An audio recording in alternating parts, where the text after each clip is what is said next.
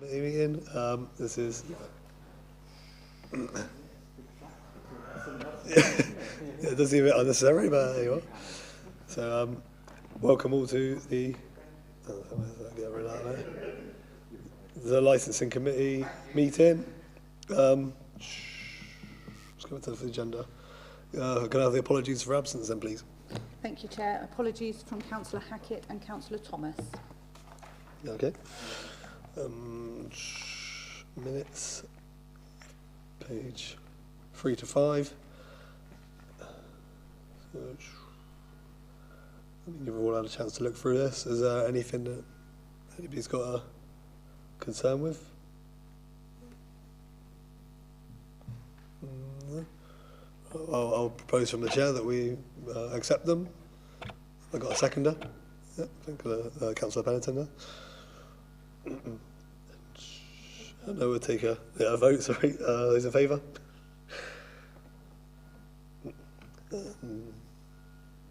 And against? Abstention? Excellent. So we'll move to the action list, page 6, which is against me and Chris. Well, I've started draft writing a letter, but I'm waiting for some stats from Chris.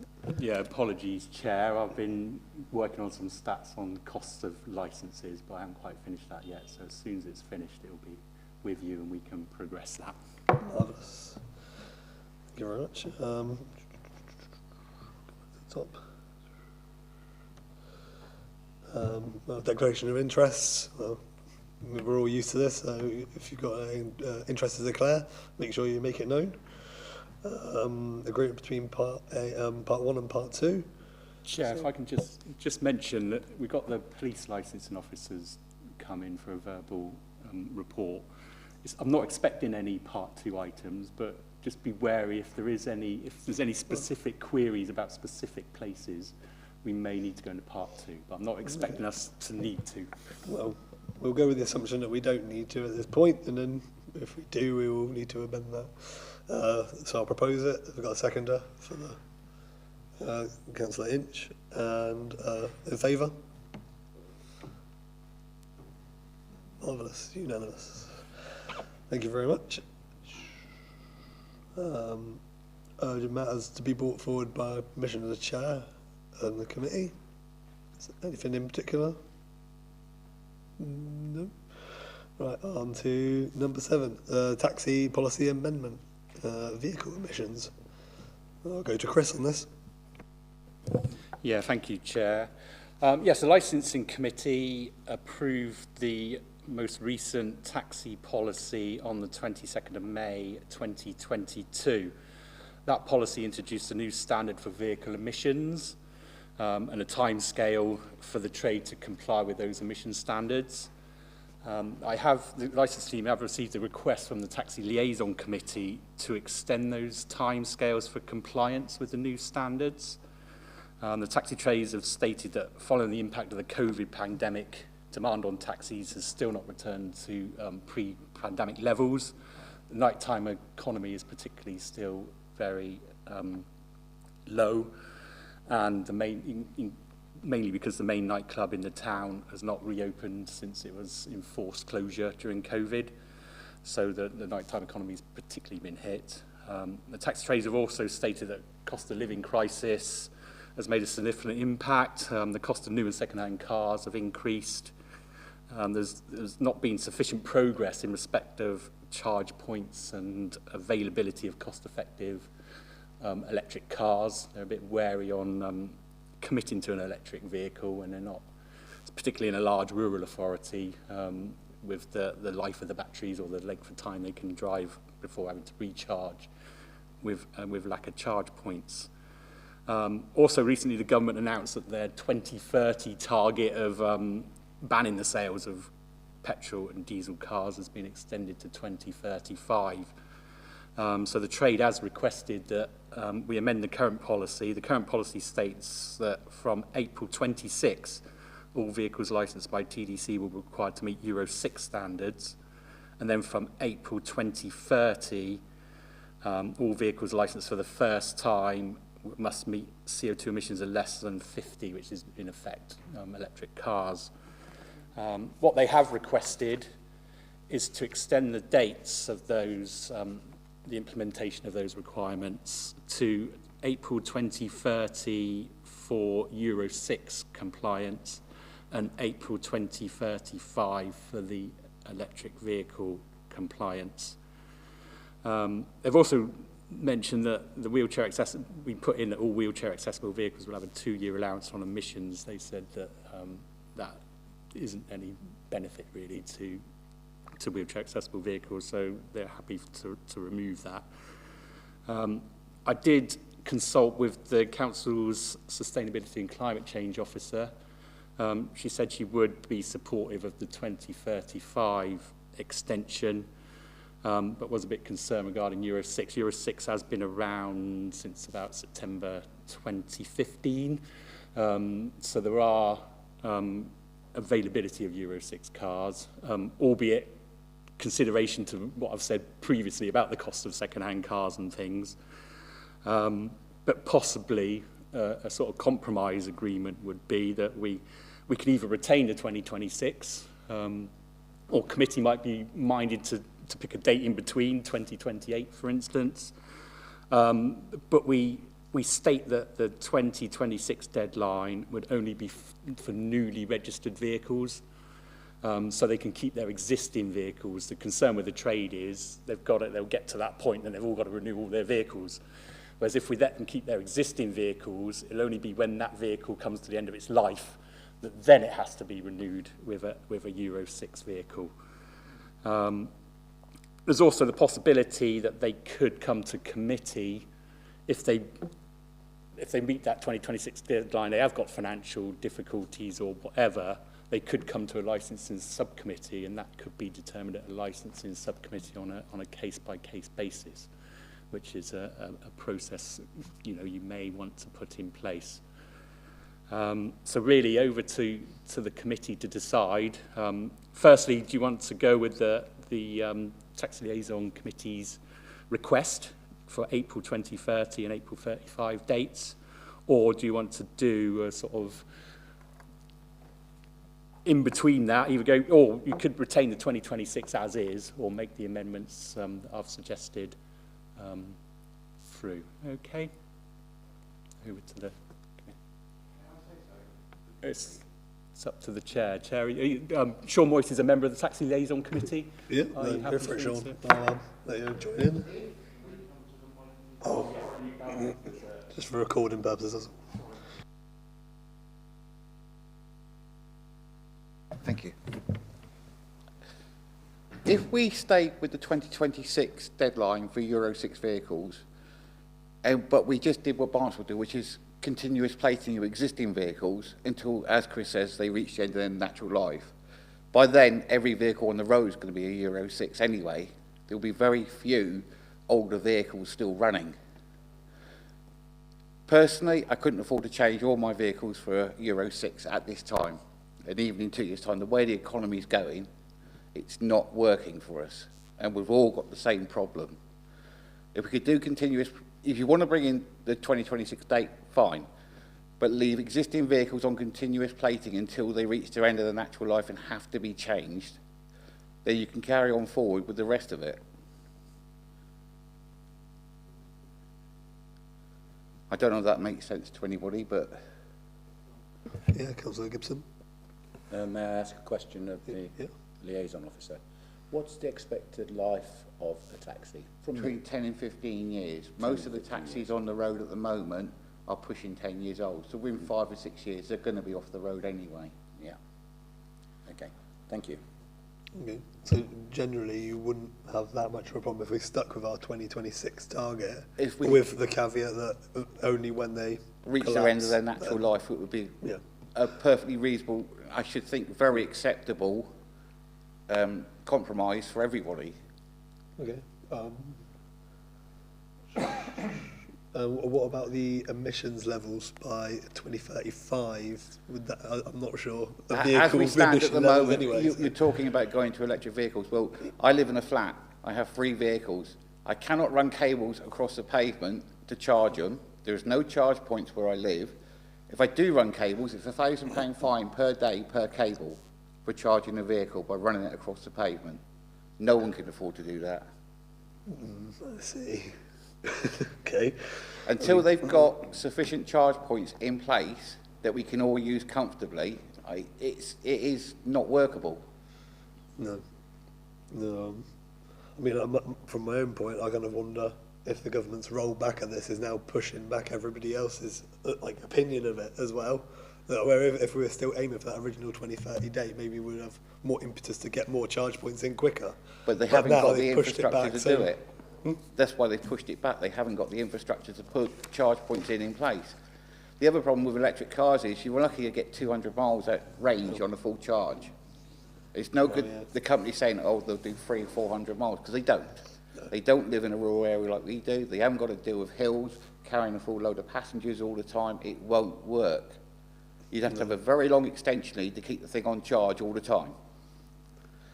Well, yeah, there is that point with rural areas, yeah. But I kind of think if you're making a deadline, then you try and get things done by the deadline. If the deadline moves later, you just kind of leave it until Well, the later on government's to moved do it back things. to 2035 because there isn't the infrastructure there. So, okay, the council can move it back, but keep the 2026 deadline for Euro 6 vehicles. Yeah.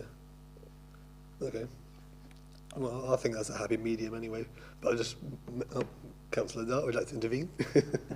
Thank you. Can I just ask about where hybrid vehicles fit into this? Because I absolutely concur with what you're saying. Electric vehicles aren't fit for purpose here. For the majority of residents, let alone taxi drivers, it's utterly ludicrous. And moving the deadline back once, as you say, you know, they're going to do it again if the infrastructure still isn't there. And frankly, I think everyone's seeing sense and thinking, you know, the economy isn't up to standard and fit for purpose. You know, how can people afford to do this? It's not logical. So ultimately, I think there must be a place where the hybrids fit into this. I think hybrids are a good idea, but that, again, they're still very expensive at the moment to buy. I've got 2 multi-seater, 8-seater vehicles. To replace one of them with a hybrid has set me back £45,000 second hand. You're looking at 60,000 plus new. If you go electric for the same vehicles, I'm looking at £80,000 a vehicle. Councillor Gibson. Thank you, Chair. I'm in transport myself. I have been all my life, and I still am, and run a fleet of vans nationwide. As you quite rightly point out, Euro 6 has been around since 2015. We've been in compliance with that for some time now. The life expectancy of a taxi, you says 10 to 15 years. Yeah, if it's properly maintained. Well, yeah. Moving deadlines, I think, is a dangerous thing. I think they're there for a reason. They've been debated previously, and I think they should all of them stay, including the 26. There's another driver for this, whether it's vehicles being available, charging points being available, is an old adage, necessity is the mother of invention. If that deadline stays, the business, your business, my business, will find a way. You've got to have these deadlines in place, otherwise we'll be keep moving them back. It's sending the wrong message, I think, as well, on the environment. Could I ask you a question? Do you have a yard that you keep your vehicles in? Yes, we do. So you've got the facility to put in charge points where the rest of us haven't? Yes, that's true. Yeah. Yeah, well, I mean, well, again, pushing back deadlines, as I said. I mean, I kind of think that you're also pushing back the economy based around repairing these charge points and that later as well. You know, they would come forward quicker if they needed it today, you know. But if they say, oh, we don't need it for another 5 years, they don't need it, you know, they push the economy on that back 5 years. You just have a delay. But yes, was it Councillor Pennington? Did you have your hand up first? Does this apply to private hire Yes. as well as taxis? So we're covering, how many vehicles would that be, Chris? We've got approximately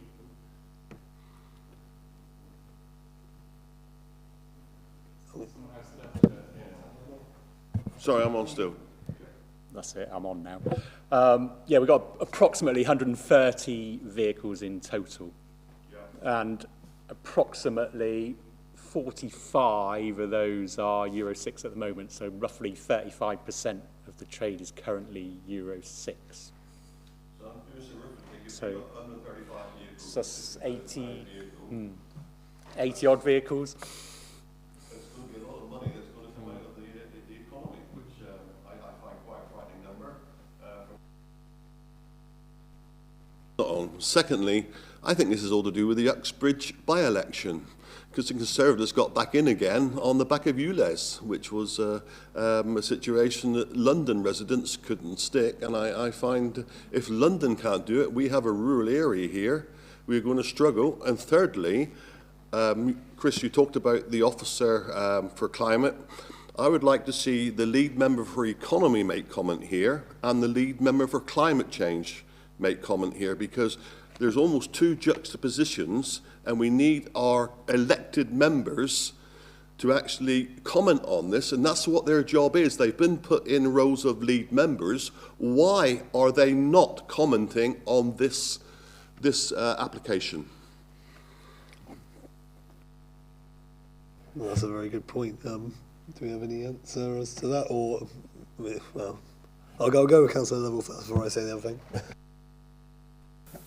Sorry, just I would like to add to the problems that we've got with the infrastructure supporting electric vehicles, because my understanding is that the current infrastructure that we've got isn't functioning correctly. Never mind sufficient charging points being available. Until we lead on that, I think it's quite understandable that people are not going to look at electric vehicles, because why would they? If the existing infrastructure isn't working and we're going to pull back or use the government's thing as an excuse not to install more, which I think they might well do, say, well, as you say, the deadline's moved, I think it's just going to be a downward spiral. I think you could be right there. Now, I was wondering, is there any mileage in deferring until we get the lead member's role, or do we feel that we are in a position where we could make a judgment on this today? Well, I'll test.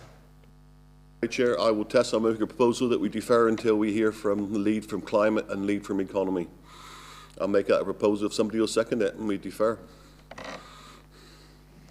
Councillor Dart? I'll make a proposal that we accept the latter deadline. Okay. Councillor Gibson, go on. Third proposal, go on. My proposal is we accept the recommendations as set out in the agenda. We stick to these deadlines, current deadlines. What, the original ones? Yes. Yes. We've got another 4 recommendations. Okay.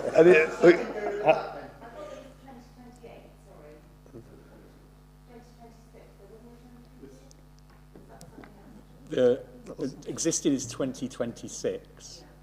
The proposal from the Taxi Liaison Committee is 2030. I did suggest you may wish to consider a halfway house and do a 2028.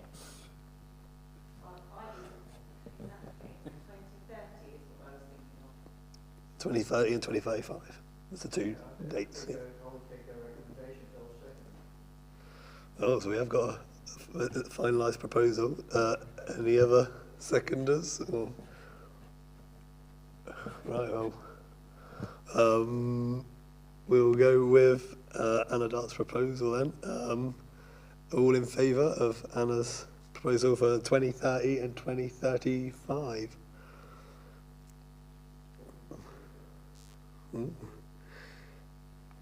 Okay, so 2. Against? Okay. 5 and abstentions, none. Right, that's interesting. Right, let's go with any other seconders for something currently standing. I will. Well, go on, Councillor Lovell, go on then. Do you want another proposal?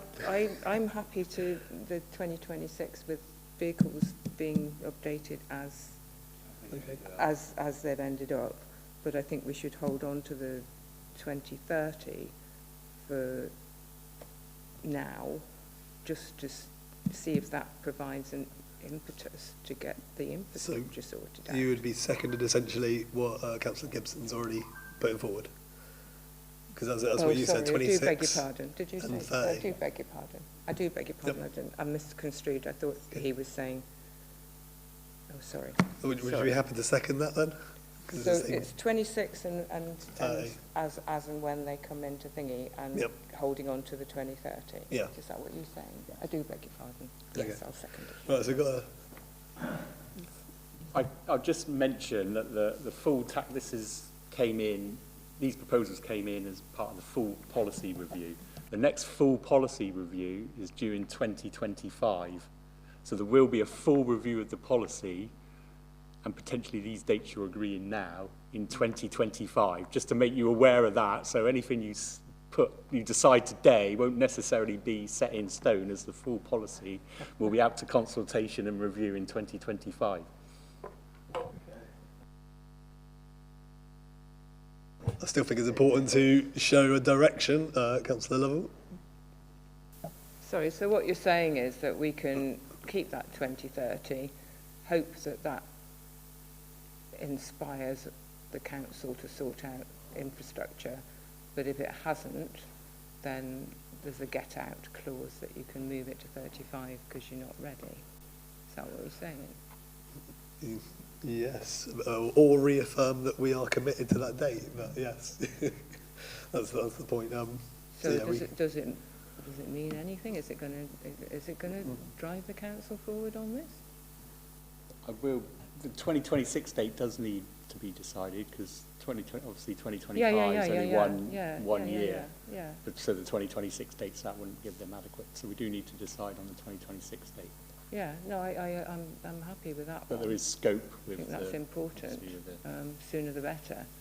But I also would like the 2030 thing to be meaningful in the sense of driving the council forward to putting in the infrastructure that's then going to make people feel comfortable moving towards cleaner cars. I don't know. Anyway. I mean, I feel that that proposal would definitely show that trajectory. I mean, yeah, okay, we can alter it at 2025, but a little bit too late, really. If you're thinking about replacing your car before 2026, you've probably either A, committed to it, or B, you were just going to gamble on not committing to it anyway, whichever way you look at it. So I kind of think, yeah, we could move it, but either way, it's important that we still have a mark in the sand to go to. Yeah, but I mean, if in the back of your mind, oh, well, actually, it doesn't really matter because I've got a back-out clause, because, we can just say, oopsie-daisy, we didn't do it, and know that that's, oh, I don't know, anyway. Yes, I'm seconding that one. Oh, there you go for it, Councillor Lynch. Councillor Lovell, that would be up to councillors to push that forward. Yeah. And it would still be us. So it's up to us to change our opinion by then. But okay, well, we've got another proposal, so I'll go for those in favour of keeping the 2026 and the 2030 deadlines, with the caveat that there's only once the cars reach end of life that they need to be updated. So those in favour? Got 4? Yes, so the council level. And against? 3. No abstentions. So that motion is carried. So we got to the bottom of that one. Sorry, Chair, can I just clarify what's been agreed? So I know we've bounded lots of dates around. So my understanding is we're sticking with the 2026 date. Yep. But they can keep their existing vehicles to end of life after 2026. Yeah. And we stick with the 2030 for electric vehicles. Yeah. And again, they keep their existing vehicles to end of life. Yes. Fine. Okay. Can I just say, ladies and gentlemen, thank you very much for letting me speak. It's been a pleasure to be here. I'm always happy for public participation. We need more of it. Very rarely it happens at council. Thank you very much. I'm sorry to take up your time with this. Thank you very much for your input. Thank you. All right, so we'll move on to All right, so we will move to agenda item 8, other items for the taxi meeting. Yes. Go for it. Yes, at that taxi meeting that we discussed those, there were a few other issues that were discussed, and they were discussed at the previous council, so I thought it was worth bringing it to the attention of the existing committee, or the new committee now, and just to update on progress of where we are with things.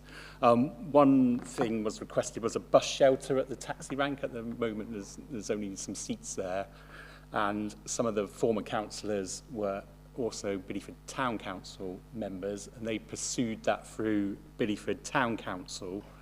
And I understand that Bideford Town Council have approved the funding of that, but they're awaiting approval from Devon County Council to run with it. So obviously it's Devon County Council land. So if they once they get approval from Devon County Council, they can pursue the bus shelter at the taxi rank for people, to shelter when it's wet. There's also a request for replacement signage, but that's on hold to the bus shelters. So if the bus shelter gets fixed, obviously we can replace signage as part of the bus shelter improvements. Another issue that was raised at the last meeting was toilet facilities on Bideford Quay. They're obviously working late at night, but the toilets are locked at 6 p.m. I did discuss this with the operational services team, but that was a decision made due to vandalism and antisocial behaviour is the reason why public toilets are now locked at 6, so it's unlikely we can pursue that. And the other issue they raised was to consider taxi ranks at Westward Ho and Appledore. This has been raised before. The issue with providing taxi ranks is on-street parking is Devon County Council, off-street parking is Torres District Council. Both bodies charge for parking spaces, so if they give up parking spaces for taxi rank, they are losing income in effect from that space.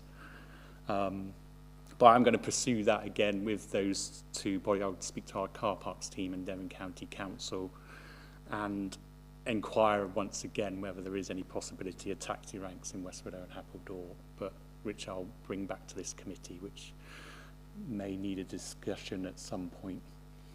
So yeah, just to update the committee on those discussions. Well, I was going to ask on that, with regards to the toilets, could they be given disabled keys to use a disabled toilet, so it's just available for just them? that might minimise vandalism to anything else. So would you be able to look into that and see if that can be done? So there's a small movement in the right direction. But I assume is there a need for us to either show support for or against the bus shelter at this stage? Or? It's progress at this stage. I think if progressions stagnates, stall, I think we can put some pressure on as a committee. Okay, cool. And Councillor Lovell? Sorry, I just feel it's like, access to public toilets is really important, and we're really bad in this country for that. And to just sort of say, oh, well, vandalism and whatever behaviour, shrug your shoulders and say that's why we'll lock them up, we'll end up with no toilets because of vandalism. And we need to address in some way the problems of vandalism of the public toilets. And I don't know whether it's by lighting, by patrolling, by whatever, but I think it's, nobody wants, you're going to get upset if people are peeing in shop doorways, or bobbing down in the park or whatever they're going to have to do. But, human beings have to go to the toilet, and we've got to, provide the facilities for them. And I think just to say, oh dear, somebody doesn't treat it properly, therefore we won't have any, is not acceptable. It's not enough. We've got to do something positive about it. I'm sorry. That's my opinion. Councillor Dart?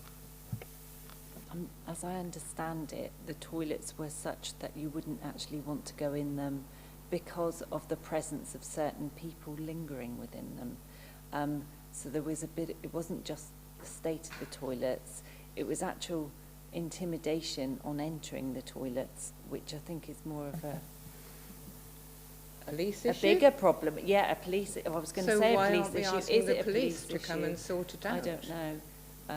You know, just accepting it and then saying, oh, you know, we don't like people hanging about, then we need to do something about it, not Well, just I shrug our certainly shoulders and have lock the reports toilets. that you wouldn't, well, certainly the person I spoke to who went in there didn't go in there and went out again. You know, they just didn't feel safe in them. It was a safety issue. So somehow that needs to be addressed. I agree with you, absolutely. Okay, I'm going to bring in Stacey at this point. So we do have the toilets, they're open during the day and they are shut at 6 p.m. And the reason they are shut at 6 p.m. is we have had severe antisocial behaviour and some other unpleasant things going on in the toilets on the quay. So we are working with the police. The community safety team have been working with the police. We've also got PSPOs on the site, but it's about being there all the time. Police can't be there all the time. Torridge can't be there all the time. And the use during those evenings is far less. So it was felt more important because ultimately, if it keeps happening, it's a service that we don't have to provide as a council, so we could look at shutting the toilets altogether, but we have had incidents of the toilets being smashed up and other, so it's deemed safer to have them shut during the evening period. Obviously, we can have a look at and ask the team about whether taxi drivers can have access, but it's been an issue on the quay for some time now. And I know that our community safety team are having meetings with the police and it's raised regularly, but it is a problem. Thank you very much. Councillor Gibson. I completely concur to the reason why the 6 p.m. closure. You mentioned about a disabled quay. How does that actually work? Well, my understanding is that there's keys that essentially all disabled people are allowed access to, so they can go in and no one else can, so they lock it in and they unlock it, go in and How lock do it they again get afterwards. the key? I don't know, I assume they apply to Torridge, but No. No, I just wondered if it was, you know, a keypad access or something like that, and they had the code. But where I'm getting to was, if there's going to be some sort of notice applied to the toilet saying disabled access is available by, I don't know, getting the key or phoning this number or something, then it's a good opportunity to let the public know why they're closed. They're being closed at 6 o'clock because of the antisocial behaviour, and if you do see anything similar to that, please report it, rather than just having them closed and then the public complain. If they realised why they were closed, then that would help. One other point on the taxi, just jumping back to that second, you mentioned that the problem with granting taxi rank space was lost revenue to the council for car parking. But I would have thought that the taxi association pays for the rank space equal to or a greater amount than actually the lost revenue from the car parking spaces. I mean, I'll look for clarification, but I think it was that because it's on highways, Devon County would be losing revenue, not us. Well, and so therefore, well, we would make the revenue from the taxis. So, but I don't know if anything can be agreed on that kind of adjustment. Yes, whatever land the rank is on, so if it's in the council car park, no, Torridge car park, it's Torridge revenue. Devon County on the road is Devon County, so we need permission from the appropriate authority. So really, there's not much of a barrier apart from the council decision as to whether we put a taxi rank on our own car parks. Okay. I mean, where would that go? Would that go to like committee? I'll pursue it with the CNR car or- parks team. I'll liaise with the car parks team, and I'm not sure what their approval processes are, so I'll liaise with the car parks team. Okay. Because as you point out, it may make us more money by being a taxi rank than it would if it was car parking. I don't know. Councillor Pennington, go for it. Yeah, I think we ought to be a bit careful because Devon County might put in a charge because we get licensing money from the taxis, and they might want to cut of that if we pursue this little argument down the line when it comes to the point. So I'm glad our Devon County councillors never show up to meetings, because they would probably hit on this and pick up a little bit of money for themselves from that point of view, from that side. Secondly, antisocial behaviour here. We have a Police Crime Commissioner partnership that was cancelled back in October because Toby Davis, for whatever reason, decided not to attend. Surely this should be a question that we should be raising, because the last time I came into Bideford for an evening was my wife's 60th birthday, and she is now 68, because we saw fights all the way up and down Cooper Street when we were in Bideford. Now, we need to address Bideford's nighttime economy, because I ain't coming into Bideford by the antisocial behaviour that's going on here in Bideford. And I think we need to ask our partnership with the Police and Crime Commission, not police, but the police, what exactly is happening here in Bideford, because it's not a place I would come to after 6 o'clock, particularly winter time.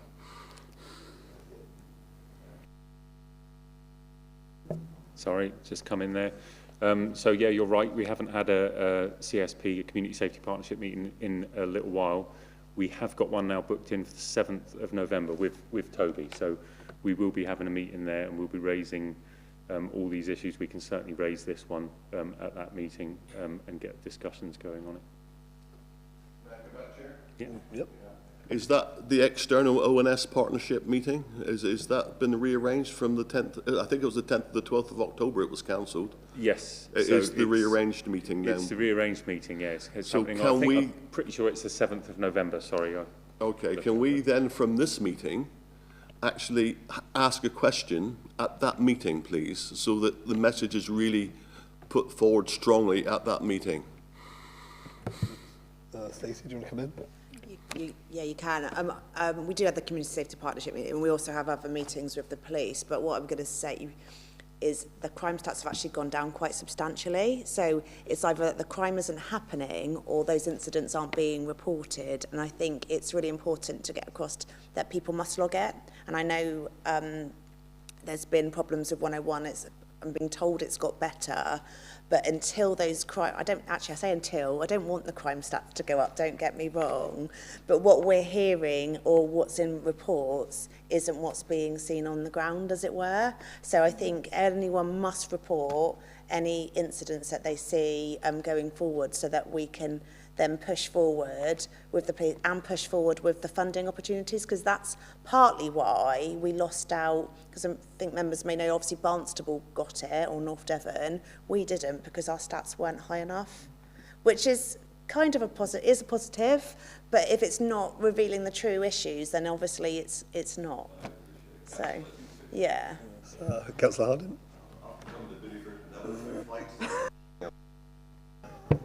Yeah, I know that 101 is not working. My daughter's car was broken into about 6 weeks ago at a forestry when she's walking the dog, and her bags and everything was nicked. They smashed the glass. She rang and rang and rang. She went into Hoseley police station, nobody there, and she in the end just gave up. And I've heard that. I mean, we've had 4 or 5 break-ins in that forest.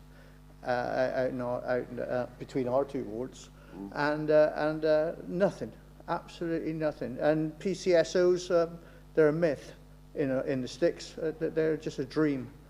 They don't even come to the meetings. No, I mean, not happy with the police at all. I don't think they're worth the money.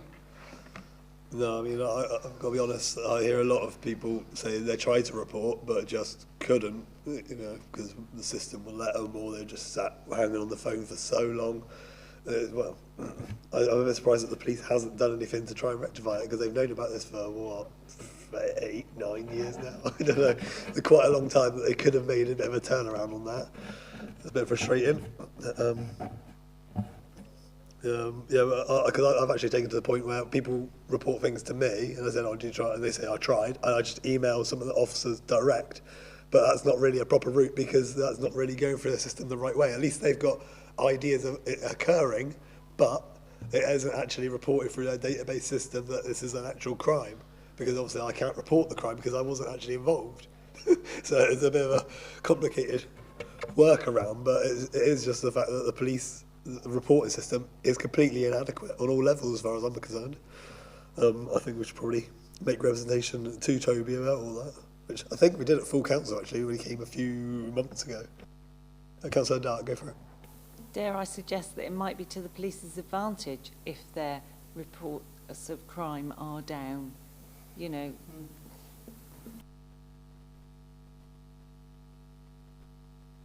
Sorry, can I just correct the record a second there? Sorry, the Community Safety Partnership meeting is on the 9th, not the 7th of November. Sorry, I've just looked in my calendar.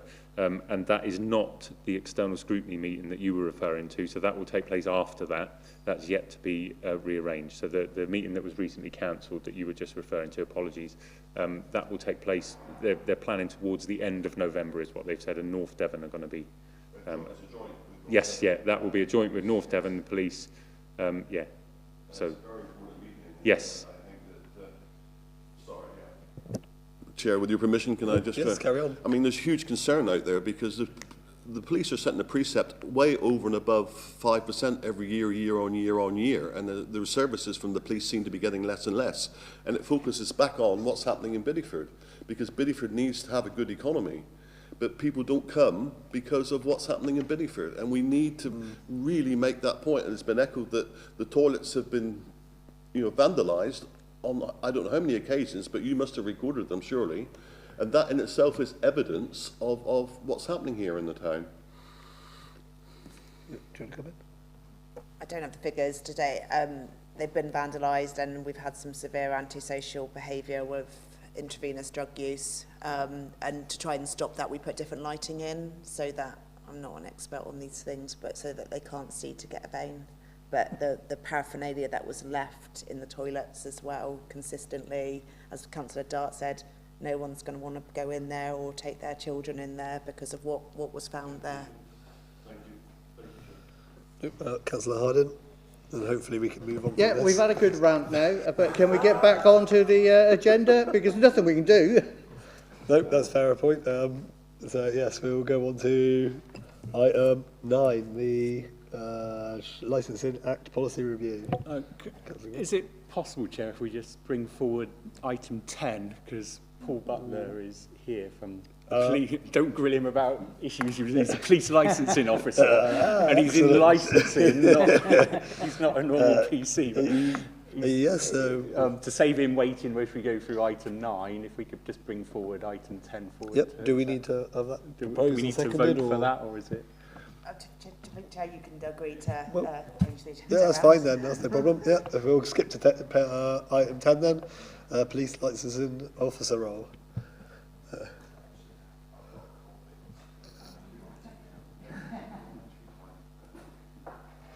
Cheers.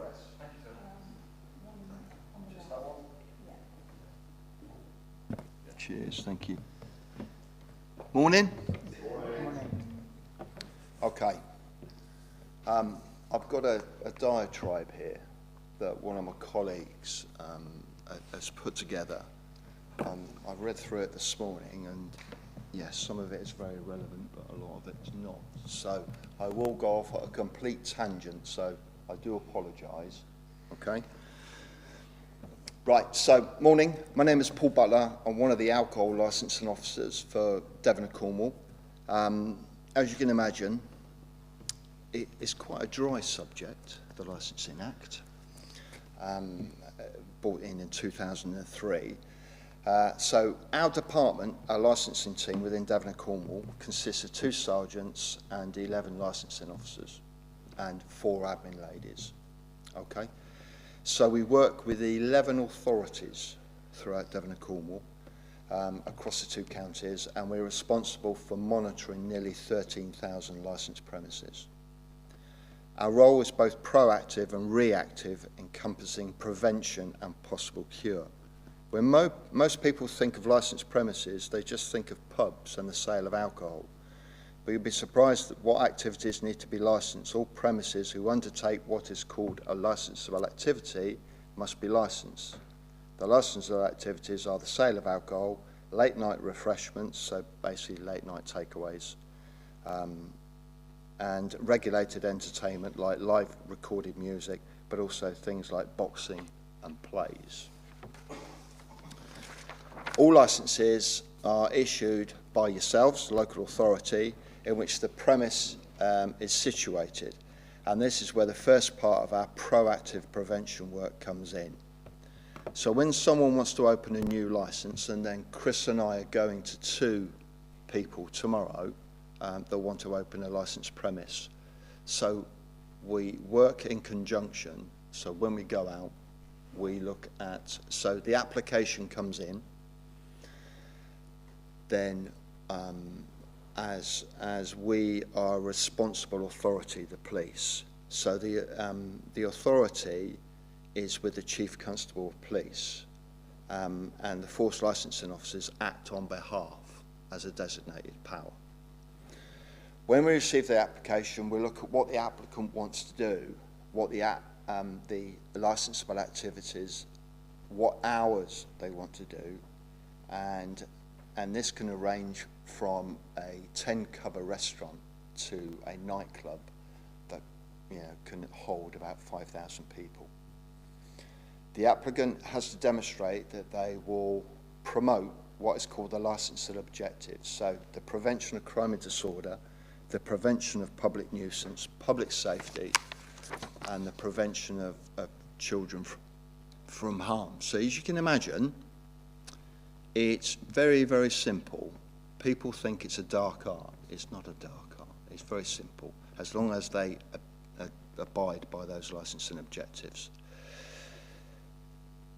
So this is when one of the main prevention parts of our job comes in. We assess the application against these objectives, and if we are not satisfied, we will ask for additional restrictions on the licence. Those are known as conditions. So when you look at a premises licence, the first part is basically the statutory, i.e. the level of, how much you put in a drink, etc., etc. You can't dispense alcohol if you haven't got a DPS. A DPS is, in our old language, is what we call a landlord-landlady, designated premises supervisor. Okay? So you have a premises licence holder. So, for example, Wetherspoons is a premises licence holder, and then each Wetherspoons has a DPS, a designated premise supervisor. Okay? So we can look at preventative conditions, for example, the use of plastic glasses, no drinks served in bottles, thorough staff training, the use of SIA. SIA are what we call door staff. Okay? Drug policies, CCTV is a big thing at the moment, and I'll come on to that in a minute. And no vertical drinking. Everyone knows no vertical drinking? No? Right, okay. Yeah. So if you're in a pub, people stand up. But what they're saying is if it's a restaurant, you have to be sat down when you drink. You can't be stood at a bar. But that can be one of your conditions on your licence. I know it's... I've never... I wouldn't have... Well, anyway. We ask these things to prevent problems in the future. If the application doesn't agree with the conditions being put on their licence from myself, it's a two-way process. They might say, I don't like this, I don't like that. I said, unlucky. We want those conditions because what we like to do is we like to future-proof a licence. Okay? So, for example, if you've got a really well-run establishment and you've got a very strong DPS, that's great, and they work on those conditions.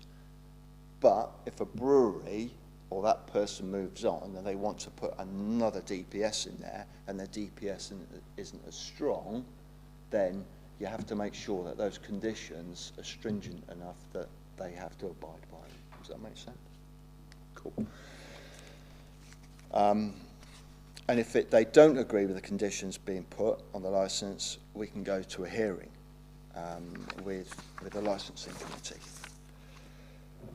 So that's one of the main proactive preventative parts of our job. We also follow the same process for large events organisers, and we have what we call an events management plan, an EMP. So, for example, Shedfest. Shedfest, they have an EMP. Chris and I went out and we viewed what they were doing. They have a premises license because they applied for it, so they've already got a premises license. So we discussed the conditions, etc. But then they have to have an events management plan. So if they have a large event, and that will incorporate a traffic management plan. It would incorporate what first aid they've got, how many marshals and door staff they have, etc., etc. We also deal with events with temporary events, TENs basically, where you can have up to 499 people. And then we have lots of those. We have lots of TENs that come through our system. So every morning when I come on duty, I check police logs. So I cover, at the moment, I cover Torridge, North Devon, a little bit of Mid Devon, a little bit of West Devon, and at the moment, a little bit of North Cornwall. So I cover quite a big area. I do a lot of driving. So when I look at a police log, what happens if there's an incident that's happened inside a licensed premise, it will create what we call an L10. So an officer will let me know via email, and then what will happen then is I will look at that. I will look at that premise, so making sure that they're promoting their licensing objectives. And what we have an escalation process, and the escalation process is interest, concern, action plan, problem-solving profile, review. So, for example, if you have a premise, it comes to your attention, they do an L10, I go and visit, and I say, right, the issue is, on this police log, we had this incident that's occurred, okay? There might have been a crime there, or they're not called crimes now, they're called occurrences. Don't go there. And then what happens then is I update the police log, I update the occurrence of what I've done. Invariably, I will let Chris and the team know of subject premises, and I'll use an example in a minute. So what happens then is if interest, concern, an action plan. So we get the DPS to write an action plan. How are they going to rectify their problem? They have to write it themselves. Sometimes we bypass an action plan because we know that they're not going to instigate anything anyway. So I write a problem-solving profile, and invariably what I do is they have to apply to vary their conditions. I want CCTV, and I want a lot, and there's a lot of conditions you can put on for CCTV. They have to pay £89, Chris, for a minor variation. They can, and I say, right, there you go.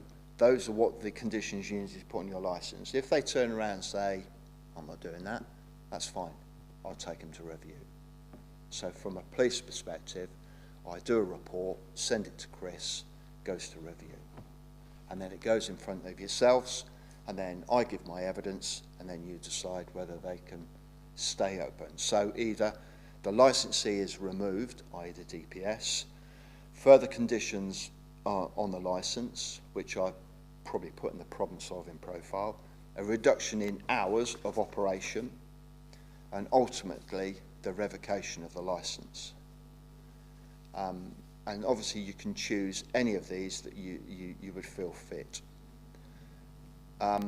Moving away from the licenses themselves, we work in partnership with trading standards.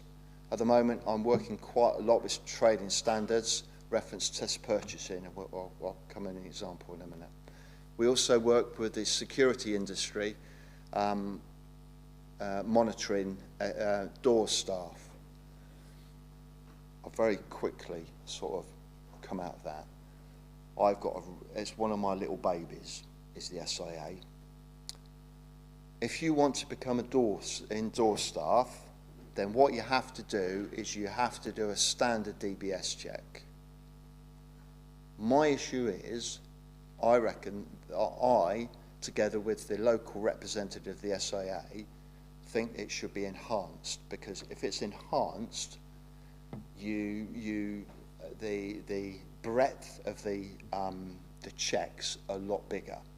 Because as we know, and I know from experience, that a lot of SIAs have been in trouble with the police in some guise. So as a result of which, I'm always, I want to make sure that if you've got a door staff on the front of a pub and you want to know that they're going to be dealing with it properly. If, for example, you've got a door staff and he's got a previous criminal history for domestic assaults or assaults on females, you're not going to feel that comfortable, are you? So as a result of which, I'm quite hot, and all the door companies know in our area that I'm quite hot on that as well. At the moment, I've got rid of 5 doormen, i.e. we got rid of their badges. Anyway, so I deal with them, and I also deal with the local authority EHOs on nuisance and ASB complaints. In relation to VAW, violence against women and girls, in the late nighttime economy, we work in partnership with premises, especially. We are involved in any application for a licence, which means we can attempt to limit the number of premises in the area. We can also have an input, a local authority's statement of licensing principles. So, for example, has it gone? It's still a consultation, isn't it, Chris? Oh, right, okay. I'll be quiet now then. So basically, there are a couple of things that I suggested that went onto the policy, and it's stuff that I've come across since being the licensing officer. I was a uniformed police officer for 21 years, predominantly in this force, but also Thames Valley. Transferred, retired in 2019, been doing this job since. Love it, it's great.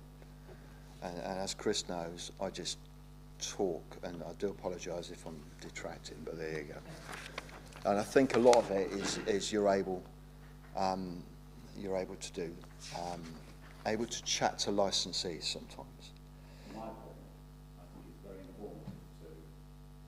Fine. The department also instigated the drink spiking initiative. So we have an incident, shall we say, in a pub in Bideford at the moment. So basically what happens... Oh, no, not at all. Okay. And what happens is if someone thinks they've been spiked, they call us. We go to the relevant premise, we speak to the relevant premise, and one of the big things is CCTV. That premise doesn't have CCTV, okay? So any evidence that's happened inside that premise, we haven't captured, okay? What happens then is the individual gives a urine sample, and the urine sample is dip sampled, and it comes up with an array of drugs that can be used, and it was positive, okay? However, there is an investigation at the moment of which I'm part of, and as a result of which I try and support premises as much as I can, but they have guidelines, and they know what those guidelines are, and if they go beyond those guidelines, they get dealt with, as we previously said. We're also involved in the Project Night Eye and Ask Angela. Project Night Eye is, again, against violence against women. We also assist local policing teams with pubs against drugs operations. And I had a meeting this morning, hence the reason I was slightly late, because we're trying to get a drugs dog to do, what we're going to do is, we're not concentrating on Barnstable on this one, we're concentrating on Bideford and Ilfracombe. So we want a proactive drugs dog. It's a passive drugs dog. How they do it, I don't know. They're fantastic animals. They will just go in and they will indicate if anyone's got drugs. So that's the reason we had it as well. And we're also on about the Lift Legend campaign, is where you can go into a licensed premise. You can ask, I'm going to be the responsible driver, so therefore they can give them soft drinks, i.e. for free. And there are quite a few pubs in Bideford and Torrington and Holsworthy that have signed up to this, so they give soft drinks. So that's a bonus. Right. So it's the way I see it is enforcement through administration, and that's it. So if I just, for example, Chris and I are going out tomorrow. We're doing 2 licensed premises, new licenses, and then we're going to some other areas within Torridge that we've had some issues with, and there was an incident that happened where a 15-year-old girl got very life-changing injuries where she was a front seat passenger in a vehicle. And it transpires that her and the driver were both drinking in pubs. And we have CCTV evidence of that as well. And so a 15-year-old, and one of the big things is proxy buying. You know, I'm at an age where my dad bought me half a lager and a packet of crisps and I sat in the garden. All weathers. That's what he just did, wasn't it? But you can't do that. You have to be a certain age, and quite rightly as well. Part of the licensing objectives is prevention of harm to children. So we're investigating that, and then we're going to some other places as well. And you appreciate Torridge, and was highlighted by yourself, sir, was it doesn't get the police that we would want. You know, you want police there as well to deal with incidents. We haven't got it, and that's something that is frustrating for me, being a police officer, a retired police officer, and it's also frustrating for my uniform colleagues as well, because they want to get out there, but they're beholden by filling in copious amounts of paperwork. Goodness knows why, but they are. You mentioned about the CSP meeting. Just to let you know, Toby is the only police officer that chairs a CSP meeting in the whole of the force. No one else, no. And he was at a point where he wasn't going to chair it because he wanted someone from the local authorities to chair it. But Toby is so passionate about it, that's why he's decided to still stay as the chair. I have some cards that I wrote out last night because I'm not grown up enough for them to provide me business cards. So I've got a load there, and I will leave them there if people want to pick them up as they go out. That's my work mobile. If you want to contact me, just leave a message or leave a text message, and then I'll get back to you when I'm on duty. Are there any questions? Probably are. No. Oh, go on then, Councillor Inch. Large events licence. Sorry? Large event licence. Yes. Recently, Bedford Carnival, for instance. Right. And I know they were put through quite a vigorous meeting before it took place regarding safety, etc. I'd like to know, do you come and check the event when it's taken place? Because I've been to other carnivals, and it seems to me that a lot of things are going on that shouldn't be. And I think this should be highlighted. Okay, that is probably something that could be highlighted in the CSP. Events management plan will normally go to a SAG, Safety Advisory Group. Chris sits on it, I sit on it, and then anyone. So, for example, highways are invited, EHOs are invited. They're all invited, and then And we also have a strategic planning officer as well from the police, and they come up with these, that's all they do. So they come up with, what about this, this and this? I mean, what? It's quite bizarre what they come up with, but I can understand why because they want to make sure that everyone is safe, i.e. the separation. They might have two sites, etc. So they want to make sure that the footfall between one and the other is not going over a road, and if they are going over a road, is there a marshal there to prevent any road traffic collisions, etc. So I understand that. As regarding Shedfair, I go. If there's a large event, I will go. And I don't tell the organisers, I just turn up. Because, if I'm doing a visit, if it's a pre-planned one, then Chris and I will go. Reference the two ones we've got tomorrow for the new licences, we'll go. One in Wolseley and one in here. And we'll go. However, if it's other premises that you not want to catch them out, but you want to make sure that they're carrying out their function, i.e. the 4 licensing objectives, and if they're not, then they get suitably advised, shall we say. But as regarding large events, I try and go to them as well. Mrs. Butler's not happy about it, but there you go.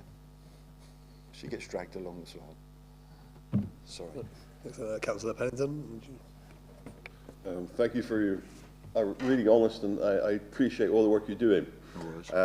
And having said some comments previously, you've got a lot of respect for the police, so I don't want to get into a lot of difficulty. No, I fully understand.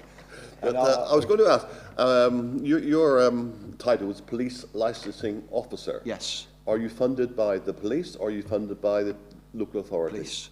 You're funded by the police? Yes. Okay, that's just, and I've never realised your role was here before. So, and I'm on the licensing committee, for goodness sake. So thank you for your report this morning. It's my first time on licensing committee, by the way, because I'm a Methodist and I was teetotal many years ago, but not now. So there we go. But that's the way that one goes, from that point of view. You joined the Young Farmers. That's right. That's right. I gave up smoking at 15, but that's the way that went, I suppose. But all I'm saying, I wanted to ask is also from the point of view. I notice in our review, which is agenda item 11, a lot of the stuff in yellow, which we are taking out, revolves around mistreatment of the female. Do you agree that should be taken out when we look at our review in a minute on as regarding violence against women and girls? Sorry? Is that what we're talking about? Putting it in. You put it in? Okay, I thought that was what the yellow was taking it out. Okay. No. It's going in. Right. Now, so my question is, why is there not the same balance towards the male of the population? Okay. If I had also as police staff, we have problem solvers. These problem solvers come up with the Violence Against Women and Girls, which is a national, brought in by ACPO, Association of Chief Police Officers. Basically, is the vast majority are female. I mean, it's about 82% are female, and there are a very small percentage of males. Now, we fully understand. 82% means 18%. Unless you've got yes. Yeah. So what we try and do is we make anyone aware. For example, we have an Ask Angela. Ask Angela basically is if anyone goes to a door staff, goes to any door staff, and we talked about SIAs earlier on, making sure you feel comfortable, but any staff member and say, is Angela in? Basically what happens then is the staff are aware of it, they will take that individual to one side, and I'll give you an example. We had one in a town not a million miles away from here, where a female had obviously gone on to a internet first date. The male was odd.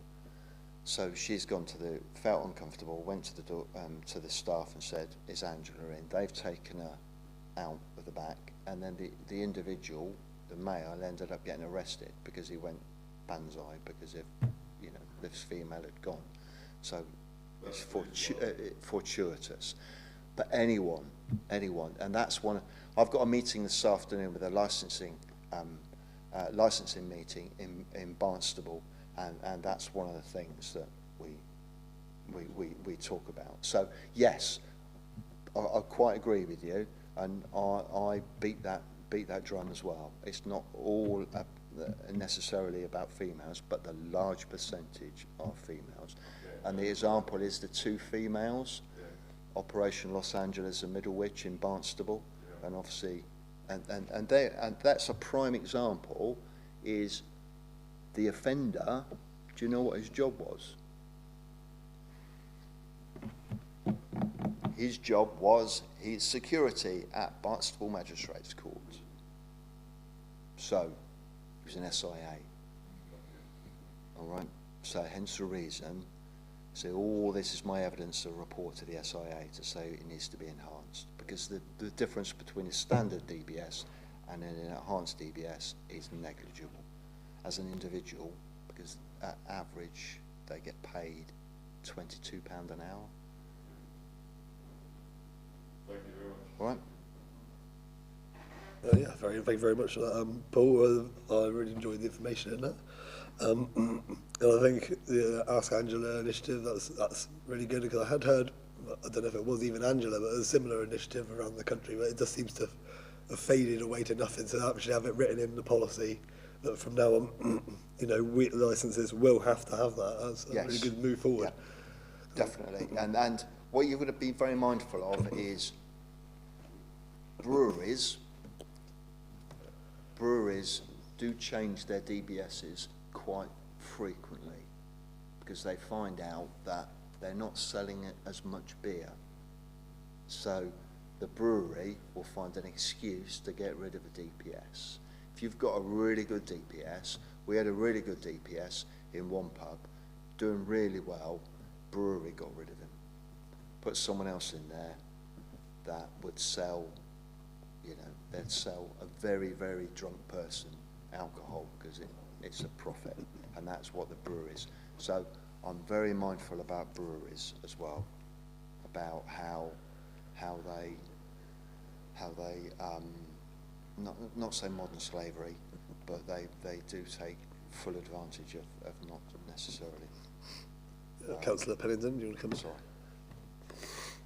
That is the same issue with gambling, isn't it? Because you've got the gambling industry who want to, you know, their best paying customers are the ones that put themselves in huge debt. And your same principle here, and we are licensing authorities, and the vulnerability is the best paying pubs or the best paying booking offices are the ones that bend the rules, and you're always trying to fight that, and you have this problem on your hands simply because they have to make a profit. Exactly. And have to make it within the law, and there is a very narrow line to walk, it seems to me, and I think the gambling industry actually is more of a mess than the alcohol industry, because people are losing their homes effectively. I think because we're becoming quite stringent about how they operate. For example, they're more, so Stonegate, as we know, are a national brand.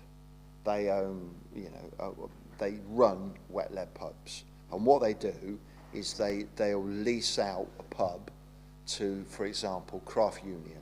So Craft Union have got the lease for that pub, and then they put a DPS in. So what you do is, if you don't get a lot of joy from a DPS, you speak to Craft Union. Give an example. If you speak to Craft Union, you don't get a great deal out of Craft Union, you go straight to Stonegate. And I know the regional manager for the south of England for Stonegate. So I just phone Alan up and I go, Alan, just to let you know, you'll be amazed on how quick that goes, because he knows they don't want us to close pubs, you know. And then if we put a load of conditions on, you know, through a problem-solving profile, then that's what I'll do, and he knows I'll do that. hence the reason he makes sure that people are abiding by the rules. That's all I want people to do. Yes, I want pubs to stay open. I also want them to play by the rules. You know. All right? Cool. Thank you very much for your time this morning, and No hope worries. to see you again. If I'll leave those there. Please just give us a bell or email me, then I will return your call. I've got already 5 missed messages on my phone, so I doubt it's people. Excellent. Thank you very much. Cheers. Right, now we are going back to item 9, I believe it was, wasn't it? Which is I can't scroll fast enough. Licensing Act Policy Review. Chris, do you want to take that one? Yeah, thank you, Chair. Yes, this is the licensing policy, which is for review. The current statement expires in January 2024.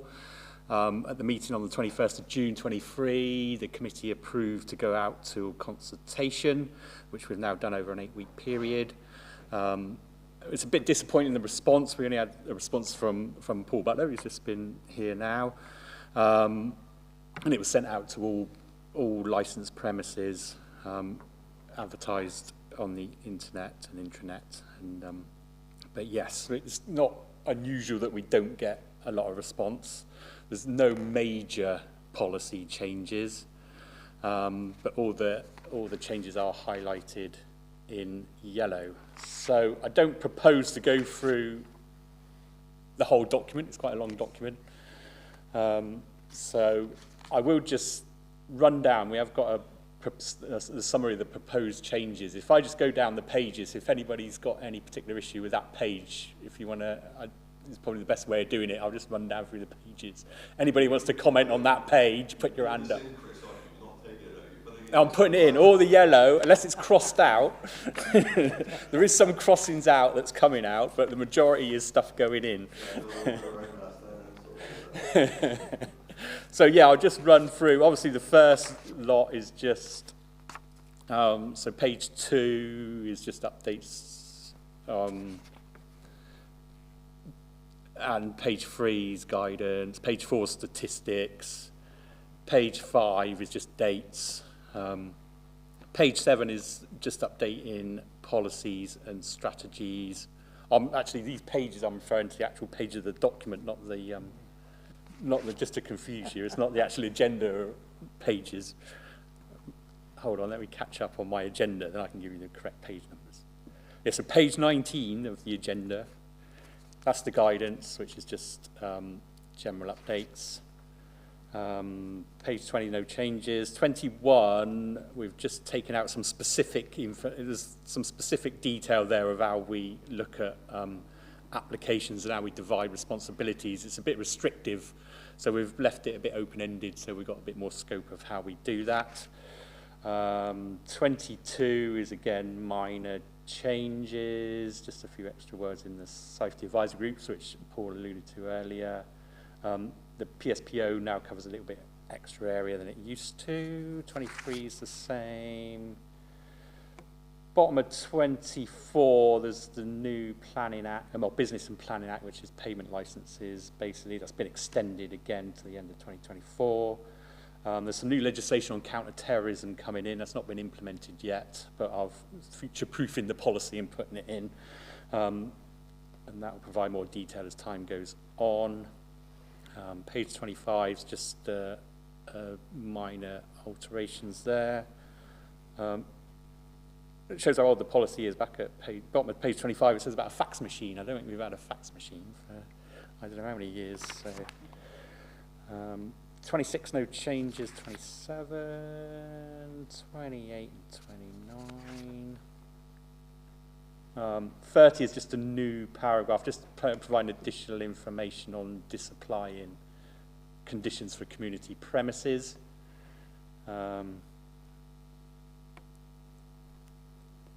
Page 31 is removal of specifically related to Bideford Town Centre. We used to have a high number of premises, but they have reduced significantly over time, so that's not so relevant. 32 and 33, no changes. 34 is some information provided by Paul Butler relating to psychoactive substances. So we'll just update a few paragraphs there. 35 includes a new paragraph on beer gardens and outdoor spaces. With the advent of COVID, the use of beer gardens and outdoor spaces has increased, so there's some more guidance on there for applicants, and that carries on to page 36. 37's the same. 38 is the initiatives that Paul's discussed earlier. It's the targeting violence against women and girls, Ask Angela, drink spiking initiatives. And I think that's it. 41, 42, 43, and 44. Yeah, so that is the sum of the proposed amendments. The policy does have to go to full council for full approval, so the licensing committee can only approve it to go to full council for final approval, which is in the Act, in the Licensing Act, full council has to approve the final policy. So any questions, queries? Councillor Dart, I think you're first. Yeah, Chris, what is the abbreviation TENS? TENS is temporary event notice. Thank you.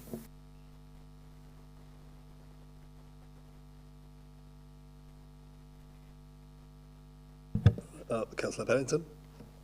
Thank you. Thank you for the report. I apologise that I read it the wrong way around, okay? I do register my concern that it focuses on the female, okay? And I want that recorded, but I will vote along. I'm not going to go for no, but it does strike me, by definition, 82% of offences, as Paul talked about, 18% then must be male from that point of view. The thing that struck me most of all in this policy is on bottom of the page 13 of the agenda we've got, and its very first page, the Licensing Act 2003 Statement of Licence Policy for the period 7th of January 24 to 29. And then I go to the bottom of the page and I realise that the last full council didn't have a chance to look at the licensing policy because it was adopted on the 18th of December 2018, prior to the 4 years of period. And then the whole of that council never looked at the licensing policy once. And it's only now in this new council, because you have a 5-year cycle, so that every fifth council doesn't own its licensing policy. And I wonder why we don't have a 4-year licensing policy so that every council can come and then pick up these issues. And there's been tremendous changes in the last 4 years of the council with COVID and all the other things that were going on.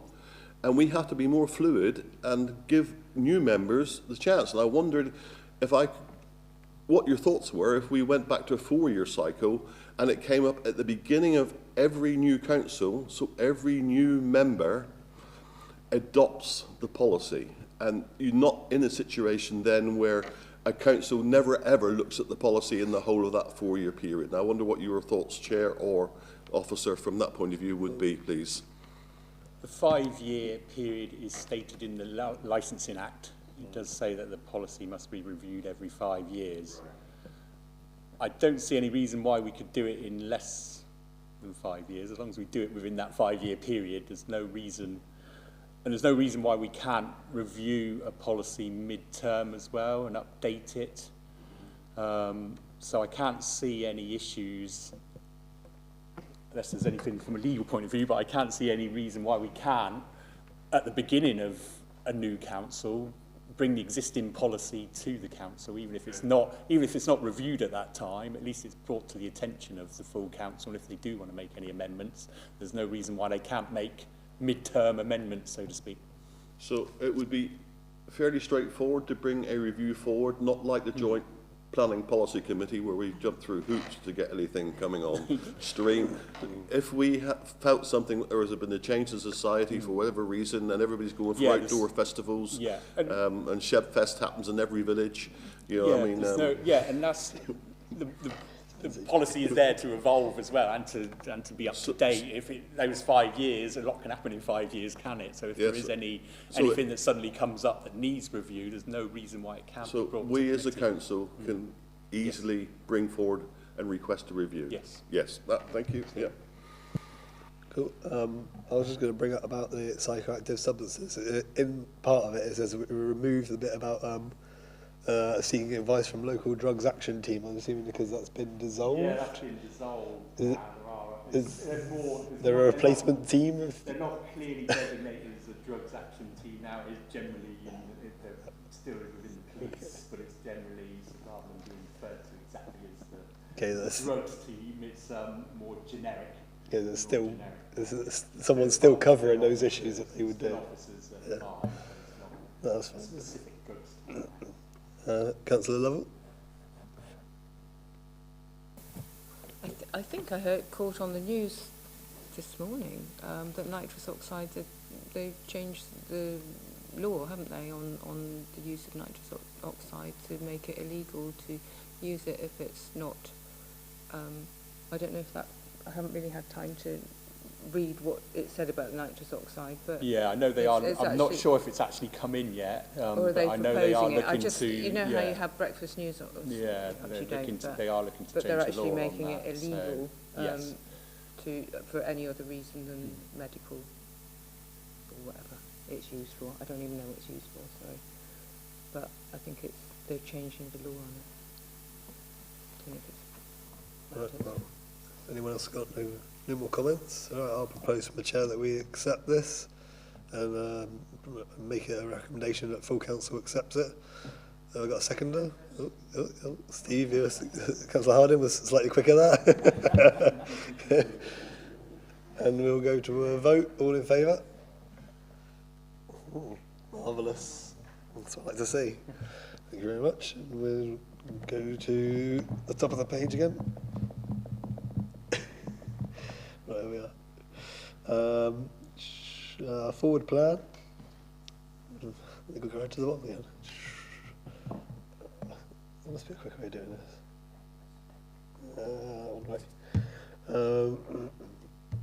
Forward plan. We have got nothing on the forward plan. We've got nothing in for November. We have discussed about the car park spaces, so I can liaise with Devon County and our own car parks team, so we can bring back a taxi update.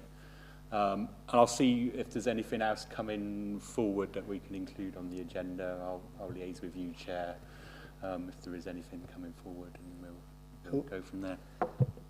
Is it worth bringing up the subcommittee at this point, or we'll do that after the meeting? Yeah. Right. I'm going to get. In that case, if we've covered all positions, I'll say that this is the meeting's closed. It's 11:28.